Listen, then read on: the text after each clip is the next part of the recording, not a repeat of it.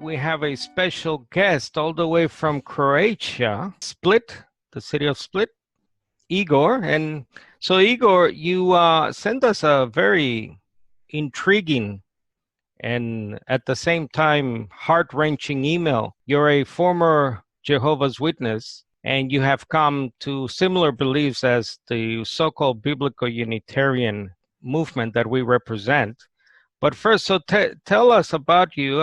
Exactly how do you pronounce your last name? It's even difficult for Croatians to pronounce. Kocelj. We get along somehow with our difficult vowels and words. I was born in the southernmost tip of Croatia, in Dubrovnik, but I met my wife. She's from Split, and 7 years ago, we moved over to an island just outside of Split, the capital of Dalmatia. That's where the infamous Roman Emperor Diocletian was born. He was one of the worst persecutors of Christians ever. He tried to get rid of all the Holy Scriptures. That's where I live. That's where I live now. I work as a tour guide, and a part of my story I explain to tourists that get off cruise ships is that very story about Diocletian and his relationship with the Christians. You were born in a religious family, or did you come into Christianity through the JW Watchtower? No, well, I was raised a Catholic. I went to Catholic Sunday school, and it was still time of communism.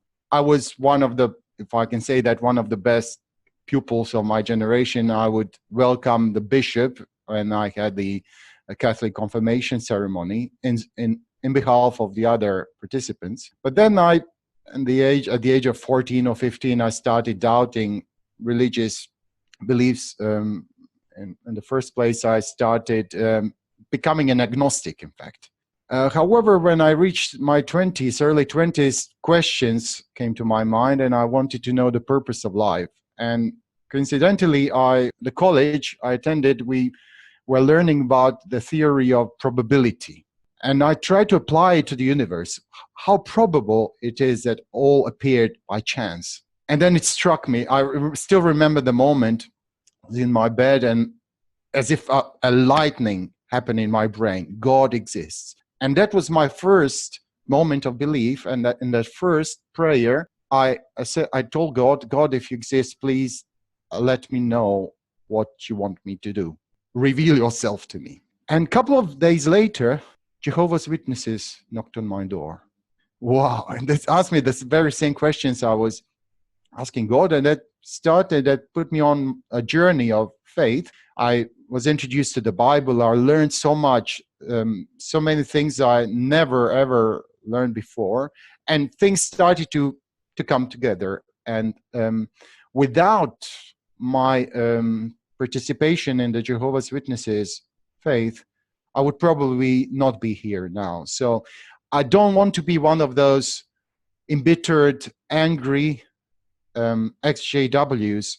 I really appreciate my legacy, my heritage, and I certainly appreciate all the fine persons, both women and men, children and elderly, who were my support when I needed support. And I remember when I was browsing through one of Jehovah's Witnesses' books, there was a title, Find Security Among God's People. And I really did find that.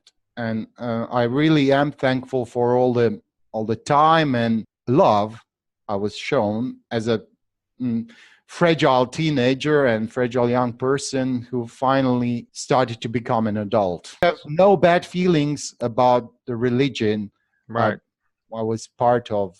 This was 20 years ago, Igor? 1995 to 1997. And you met your wife in the organization?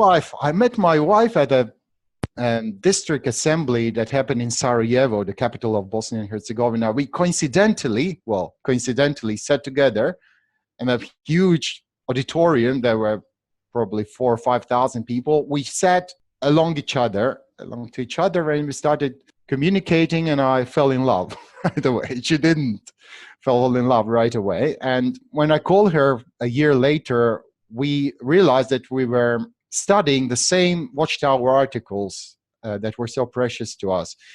Jehovah is greater than our heart. And then articles about emotions, dealing with emotions, and how to break those barriers, emotional barriers, to get close to God. She was a very zealous student of the Bible, and I hope I was as well. And we just clicked.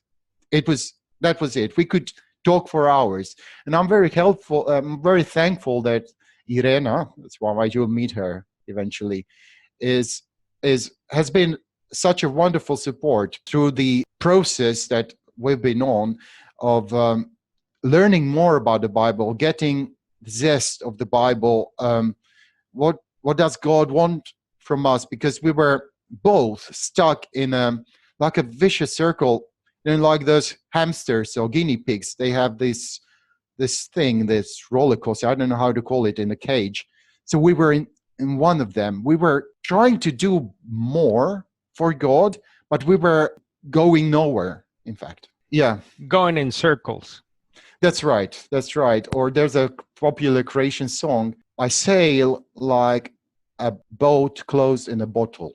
You eventually went up into the organization you told us you were a leader or an elder, and also a remote translator. Tell us about that. Yeah, I always had a dream of doing, serving my service to Jehovah my life career. And I had a dream of becoming a Bethelite. I wanted to serve in the translation department. And I have written an application at the very start of my religious career, but I was rejected. And then eventually, when was it? In 2010, I was finally appointed an elder, putting my emotions under control. And I got married. I moved away from my parents and then got married. I started to live alone, and that's a very uncommon thing in Croatia. People stay with their parents until they die. That's very common. So leaving your parents' home, starting life on your own, is a very courageous thing to do. So I did it, and I became an elder, and then I became one of the hospital liaison committee members. So I would visit hospitals and encourage doctors to apply a policy, bloodless surgery or bloodless issues. And then I would deliver talks at district conventions and circuit conventions. And then I got an invitation. It was after the international assembly that took place in Zagreb. I believe it was 3 years ago, in our capital city. I was a simultaneous translator, and they heard my command of English, and they gave me the invitation to become part of their team, that translation team. I was the first remote translation at home. I was receiving material here, and I would send the translated documents back to Zagreb. And I received a training more than a year ago. It was one of the best things that ever happened to me. We really went into the translation of the Bible. How can you understand the Greek language? How do you understand the Greek or Hebrew idioms? How to translate? And that opened my eyes to what the Bible really says. And there I learned some things that probably the organization didn't want me to learn, but I always want to know why. I ask questions. That's disadvantage I have. I ask questions. Why, like a child. And I would ask questions, and some things didn't go well together. The questions in why do Jehovah's Witnesses Bibles use certain words when they not supposed to use them? Why do they interpret certain verses in the way that doesn't fit the rules of the translation techniques? So it was like a grain of doubt that was put in my heart. And this happened about eight years ago, 2010? No, less. It was less. It was it last year or 2 years ago? A little bit more than a year.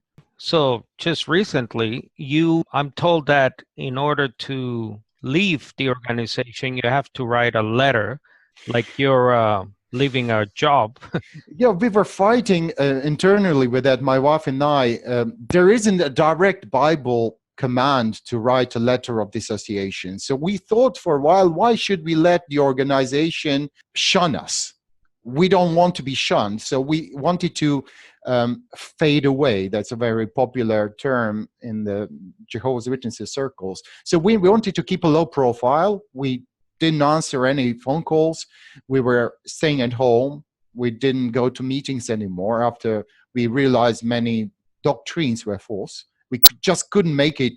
Our gut was so disturbed when we heard about the wrong interpretation of Jesus' identity, the virtual idolatry that they do to the governing body and the mere men that serve there, that are, they openly say they're not inspired, yet they're led by Holy Spirit. And the worship of such individuals that's done in between the lines, not directly, but actually it is. We just couldn't take it anymore, so we stayed at home. However, we didn't want to keep our mouth shut. We didn't want to be silent about what we learned. So whenever anybody would call us, we would say, why are we behaving the way? Because we were really active. But my wife and I were really popular in the whole area, in the entire country of Croatia, even Bosnia and Herzegovina, a nearby country. We were really popular. So many people had questions. Rumors started to spread, and we explained our beliefs, our arguments to some of our friends. And finally, one of the friends just couldn't take it as our own opinion. He behaved a proper, loyal Jehovah's Witness should do. He reported us, or he spied on us to the elders. We were already, my wife and I, we were already thinking about our future plans. What should we do? Because we were stuck. We were stuck in between. We were not feeling as Jehovah's Witnesses, but others treated us as Jehovah's Witnesses. But we didn't really want that.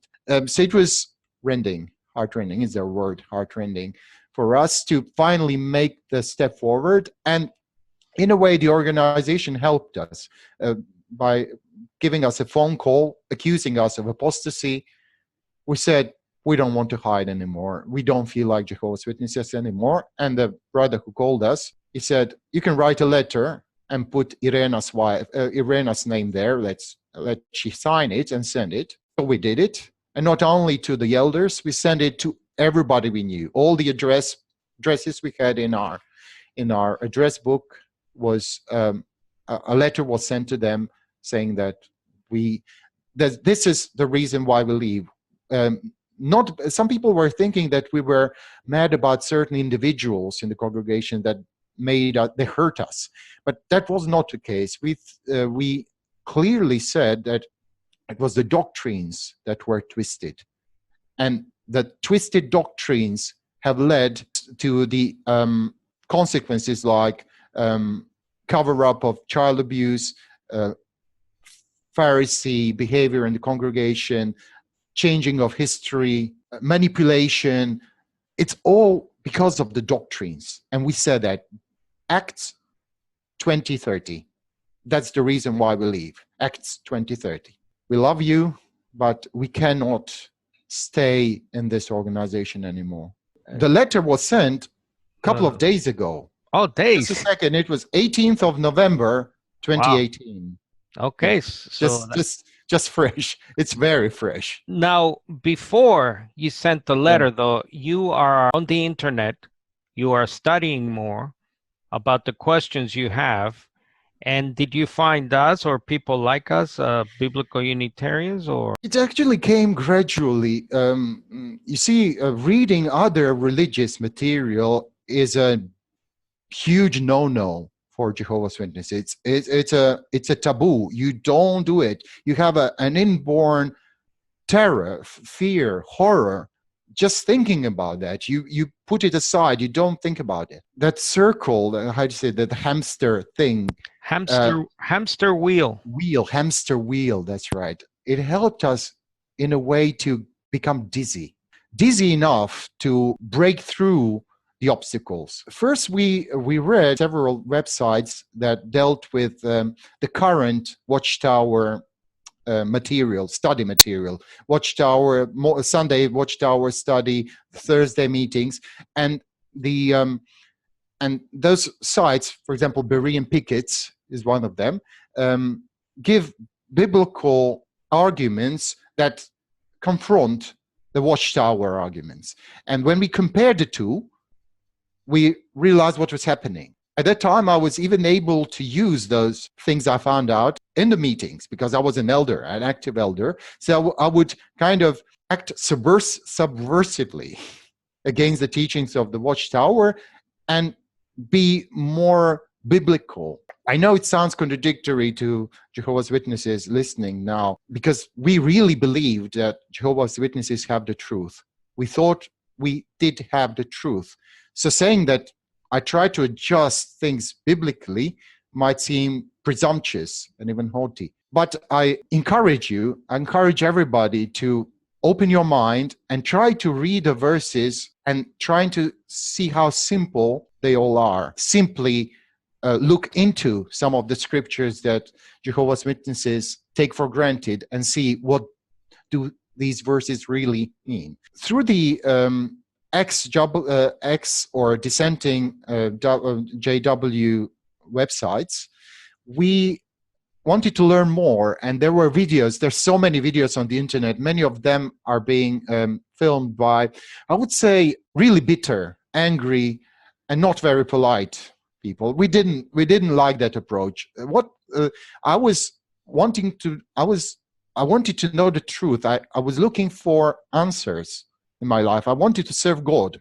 So nothing changed when I started searching through the internet.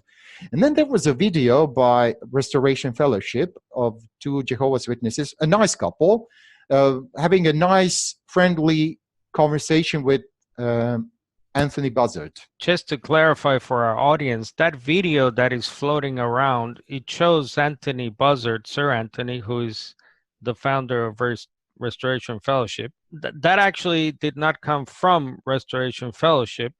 That came from an individual who visited Anthony, and the JWs, the Jehovah's Witnesses, it was done without their permission. So we, Restoration Fellowship, our YouTube channel that you're watching this on probably, we did not post that, and we even asked the gentleman who came to Sir Anthony's house and filmed it if he could remove it, and he said he did at the time. This was, I don't know, 2 years ago.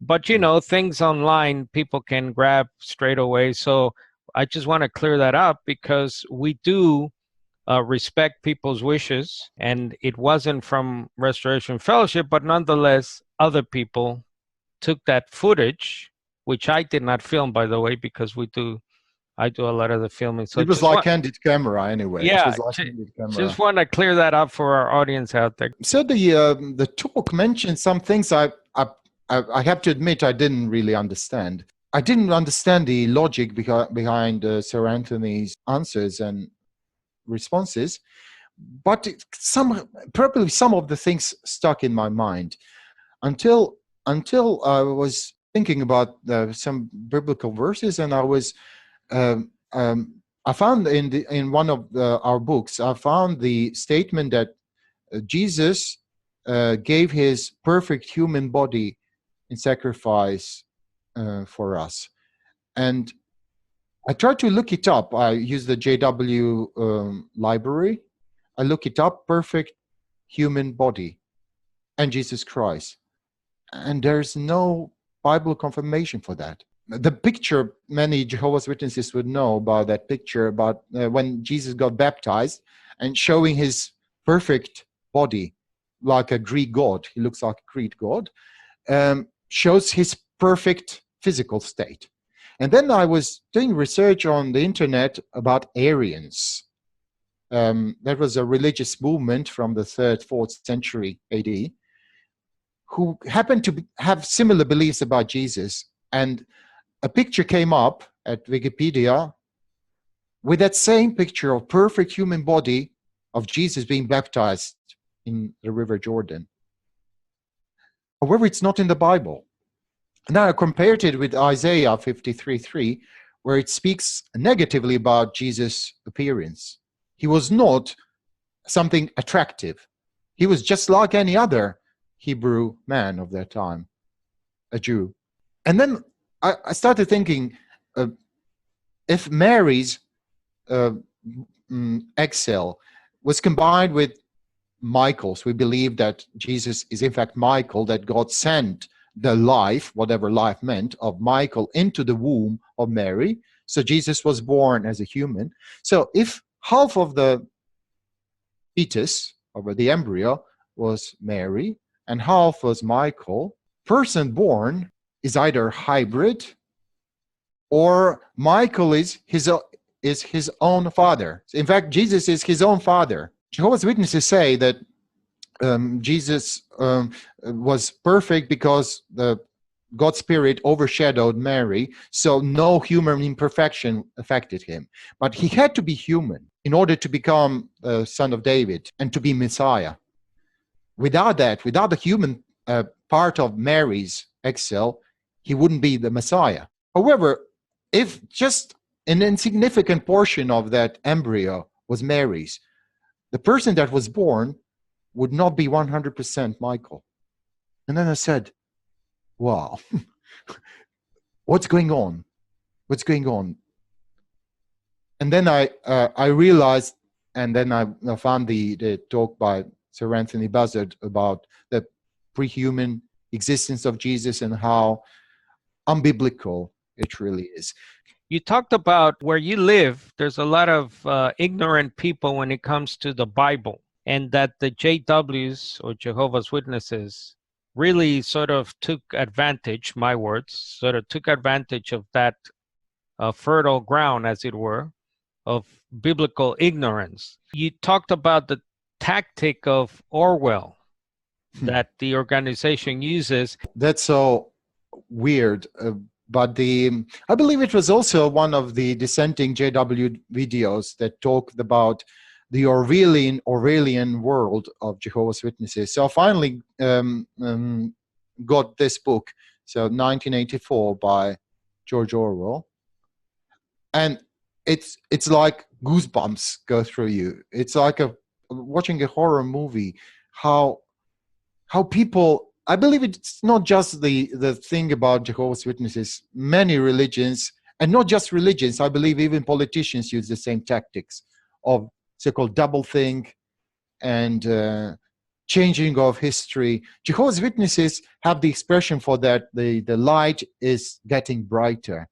But similar things happen in the dystopian society of George Orwell. They keep changing the previous material. They keep publishing new history books that distort history, and it's a scary book when you realize what's been going on. At first glance, the organization is so loving, so beautiful, and so nice, but when you realize what's going on, you start to tremble how serious it really is, and who's standing behind it. It's like puppets in a puppet show being maneuvered, moved around. So that's one of the books I read to finally break that state. It's a very special state of hypnosis that we all were. I was in it. I was totally certain that it was the truth. Yet deep underneath, in the deep depth of my heart, there was a dissatisfaction. Things started to be boring. At the meetings, you couldn't just get any spiritual food. It wasn't encouraging anymore. I always thought it was me. It was my fault.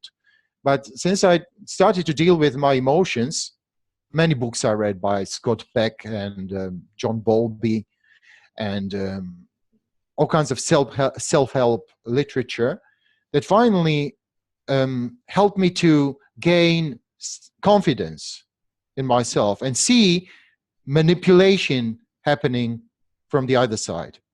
And I started recognizing manipulative techniques. Maybe it used to be different before, but as time went on, the liberty Jehovah's Witnesses were given to say their own opinion was being constrained. Many Jehovah's Witnesses really love the Bible, and they do read the Bible, but we have that inbuilt fear of developing conclusions that might differ from the conclusions of the faithful and discreet slave. So when we read the Bible, we kind of do it in a horrified way. I don't know. When we read the New Testament books, it's written for the anointed. So we don't really take it to our heart. It's not saying anything to us. And what's happening now at the meetings, even though there are fine exceptions to that rule, but if you're theocratic in the Jehovah's Witnesses vocabulary means that you go by the rules. Theocratic is that you don't draw attention to yourself, that you're humble. A perfect Jehovah's Witness answer at the Watchtower study is when you read the underlined answer from the paragraph and maybe connect it with a previous Watchtower article, and you compare the two articles. You don't say your words, your opinions. You just try to say what was written by the faithful and discreet slave before. So it's kind of I know it's a harsh word, but brainwashing. It can amount to brainwashing. That's the way Jehovah's Witnesses study in the first place. At the bottom of every article, there's a question. The conductor of the Bible study asks that question, and you're supposed to give the answer from the paragraph. It's done. Okay, you just repeat the written material, and everybody does it. Raises a hand. They read a scripture. But if you're too liberal in explaining the scriptures, you're labeled as non-spiritual or weak. If you speak too much about Jesus, you're weak. You need help. If you mention your own ideas, you're haughty. You're an independent thinker. That's one of the worst expressions that can be used. Of course, independent thinking is good when it's about a Catholic that's at the doorstep. If he's an independent thinker, he would be willing to listen to Jehovah's Witnesses. However, Jehovah's Witnesses are not allowed to be independent thinkers. It's double talk of the George Orwell as well. There's the same statement that applies to others, but not to us. You said you cannot talk about Jesus too much? Is that right? What do you mean? Yeah, Jesus is there, but if you talk about Jesus without mentioning the faithful and discreet slave, you could be labeled an apostate. Can you describe what is that a faithful and discreet? That's the misinterpretation of Matthew 24:45. Who is therefore the faithful and discreet slave, whom the Lord will appoint over his household to give them food at proper time. In 1906, Mary Russell, the wife of Charles Taze Russell, applied it to her husband. He kind of accepted that flattery, and he said that he's the only channel God is using, or Christ is using, to lead his sheep or followers. So Jehovah's Witnesses basically believe that by listening to 8 men of the governing body, they are following Jesus. And those are the people who... You cannot directly follow Jesus. Jesus has appointed faithful and discreet slave. Without that channel, you're lost. So they write the articles in the Watchtower magazine, and yes. So, they're like back to George Orwell's 1984. They're very much like the Big Brother. They're the face behind the organization. Now, there are many JW broadcasting videos with them presenting the material. They're very nice, elderly like Santa Clauses in a way. Right. They're nice elderly people. It's not them per se as individuals. It's an abstract notion of the governing body that is faithful and discreet slave that Jesus appointed to become his the leader of his sheep in the last days. So if you bypass that channel, you're not being obedient to Jesus. So when you go to Jesus, without mentioning faithful and discreet slave, suspicion rises. Why don't you use faithful and discreet slave? You're independent thinker. Yes. So, and you may be related to apostasy. So if I'm in a study at the Kingdom Hall, if they're doing the study, and I say something like, well, Jesus said in Mark 12, so-and-so, without citing the JW literature, am I in trouble? It's okay. It's okay. It will pass unnoticed. In most cases, it will pass unnoticed because Jehovah's Witnesses really believe that Jesus is their king. And they believe they're Jesus followers. They're not followers of men. They sincerely believe that. It's not so much mentioning Jesus. It comes when you try to challenge the doctrines or regulations or advice of the Jehovah's Witnesses organization, if you try to challenge them with Jesus' words. For example, Jehovah's Witnesses have a mandatory reporting of their ministry hours. You have to write a paper saying how much hours you preached in the previous month. For example, if you would say to them, I don't want to do that because Jesus said in Matthew that if you give something, that let your right hand doesn't know what your left hand does. Don't do your gifts of mercy in front of people because you will have no reward from the Father. If you say that, you're an apostate. Oh, I see. Even though you said Jesus' words. So if you contradict something in their doctrines or literature with Jesus' words.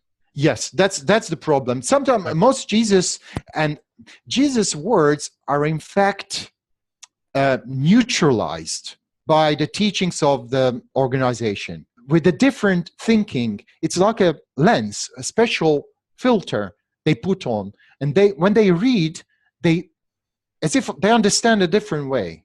They read in to the scriptures what they were told to read. So really reading Jesus' words or revealing what Jesus said is a brave thing to do by Jehovah's Witnesses. So you're officially out with your wife. You told us you're experiencing, both of you, the infamous shunning. We get people here, or I used to, at my house, JWs, come and knock on my door. They don't anymore because they don't like me. Put you down, yeah. Right. And they always, to my face, deny the sexual abuse around the world, and especially shunning. And I say to them, well, we know many current JWs and ex-JWs. We know elders, and you're another one that I meet, an elder. And they say they're experiencing shunning, and it's very devastating for them. And you know what they say to me? They say, no, we don't do that. And furthermore, they probably were never really JWs. That's so similar to George Orwell's. There's the notion George Orwell mentioned, a non-person. As when you stop being a JW, you stop existing, and you have never existed before. They erase you automatically from all the channels or the tunnels of their minds. I did the same myself. I would shun others. So I understand that. Right now, I have many friends who would talk to us before we were disfellowshipped, and it all stopped. As if I compare it to the scene from Titanic. When Titanic sank, some people were shouting for a while, and then they all went silent. And that's what happened on the 18th of November. No calls anymore. People who were talking with us were warm, were friendly, just stopped talking. We knew that was going to happen. The thing with Irena was that her brother, why it took us so long to disfellowship ourselves or to dissociate ourselves, because she didn't want to break that family bond. We somehow wanted to continue that bond as much as possible. But now she tried to text him, no response, no reply, nothing. There are worse things in life than shunning. We would do the same. We understand why they do that. They think that they're helping us. They think that by turning their heads on us, they will teach us a lesson, and they will return. That they will make us return to Jehovah, as they say. They think that we left Jehovah and that we became antichrists. And they apply the text from 2 John, don't greet an antichrist. So all the things they knew about us, maybe subconsciously they know that we were fine and good and self-sacrificing, but it all goes away. You're a non-person. You're not being talked about.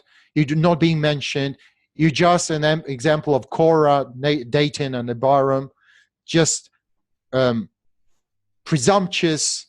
Who are you to challenge the beliefs of the faithful and discreet slave? You're proudful, and pride comes before disaster.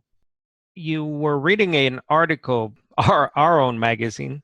We're not in competition with the Watchtower magazine, by the way. Barbara Buzzard, Anthony's wife, is a great writer, and she wrote a review of a book called People of the Lie by Peck from the 80s, as you can see there. And she says that the lie results in self-deception, and these are some of the characteristics that the author identifies in this book. So evil comes not from the absence of guilt, but in the efforts to escape it. That's right. And they are scapegoaters projecting onto others their own sins while denying wrongdoing. They deny their conscience, fail to hate themselves when they should, and so on. This really spoke to you. You told us. Tell us why. I was one of them. I was one. Maybe I still am one of the people of the lie, because it's so easy. It's so easy to project your pain onto others and make them feel, make myself feel good and them feel guilty. I was one of Jehovah's Witnesses. I did the same. Maybe it's like a cast you put on your broken arm. Sometimes you just cannot cope with your pain. The problem, I'm not saying about individuals who are there. I understand that they were former drug addicts, that they come from destroyed marriages, and that they had been mistreated as children. And it's like a sanatorium for them. It's like a hospital for them. And I understand that they need that. So I'm not condemning anyone. But the organization has the same. Today I read I watched a video on a famous Croatian journalist who was commenting on the behavior of the Catholic Church. The problem with child abuse, it's not that child abuse did happen. The problem is the cover-up. Now, why would the Catholic Church and the Jehovah's Witnesses cover up for the child abuse? It's because of the PR. It's because they think of themselves as God's organization. We are not allowed to make mistakes. So it's better to make other people suffer than to put shame on Jehovah's name. So that's where the people of the lie come. It's the dishonesty of the organization. It's so unlike the Bible. The Bible openly speaks about the sins of the leaders of the people, of both Israel and Christians. Peter makes mistakes. David makes sins. It's open, but it doesn't take away our confidence into the Bible. It gives the confidence. However, you spoke about Jehovah's Witnesses coming to your door, not knowing about the child abuse.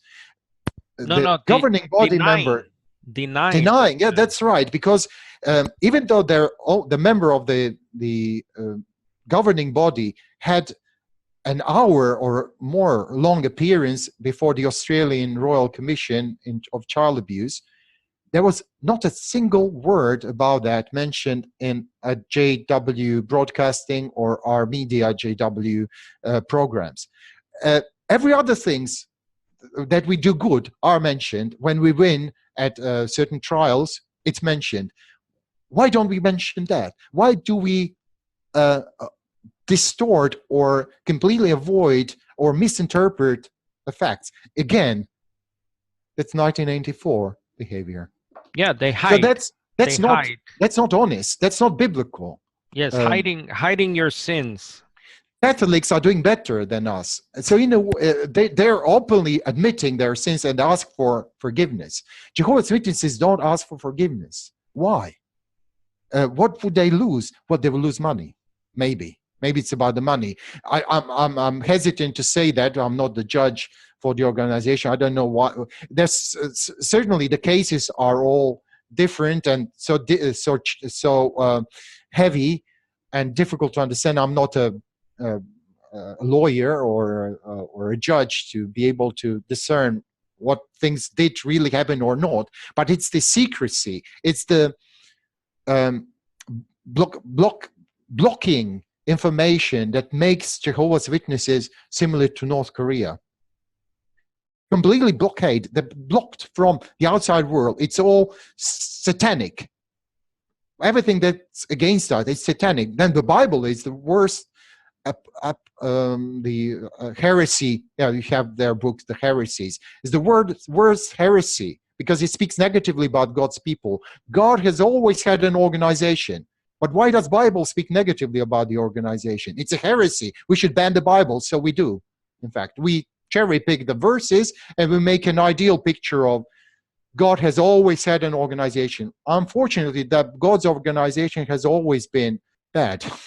In most cases, there were exceptions like Jeremiah, like Isaiah, like Elijah, like Jesus or John the Baptist, but the organization in general was apostate, were against God. Well, you say Jesus does say we should judge with the right kind of judgment in John 7:24, and especially the church should judge the church. Remember in Corinthians, Paul says, we shouldn't judge the world, but we better judge things in the church. So you're still, you say, coming out of the dream. Yes, I keep discovering things that were that I accepted as truth. Why does God permit suffering? Jehovah's Witnesses do the Calvinist and Seventh-day Adventist description of that topic. Inherited sin. Whose doctrine is that? So I keep discovering things that have been destroying my faith. I cannot still say that I'm without any mortgages on my conscience Right. and my faith, but I'm trying to study the Bible, talk to others, read material, and try to find my way to Jesus and to Jehovah, to God. Your advice for people that might still be in the organization and happen to hear you? If they were listening to me, they're already very courageous, and I would like to commend them for that. I would like to say that truth does exist, and truth is not relative. Jesus came to bear witness for the truth. If the truth doesn't exist, then he was a failure. So the truth does exist. I know we're not perfect, but we should be on the lookout for the truth always. Like the Bereans, we should compare. We should ask questions. Why? Why do I believe that? Why does that teaching is sound? What makes that teaching sound? What do others say about that? So being open-minded, on the other hand, being willing to take the whole Bible, the context of the whole Bible in mind, and not being misled by cherry picking of Bible verses. That's very important. To know that, you need to know what does the Bible really say as a whole book. But it takes study. You need to read the Bible. You need to read the opinions of others. And it has to be logical and it has to be simple. If it's not logical, if it's not simple, it's probably wrong. You remind me of a proverb. I think it's Proverb 25. It's actually an honor for God to conceal certain things, to hide certain things. But the writer there says that it's equally honorable for us to try and search them out. So to study. And Yes, I think that's a good way to end your story here. And hopefully we can do more videos and I would appreciate that. watch Really. out for those videos, and we'll go step by step in some of the doctrines that you say have consequences.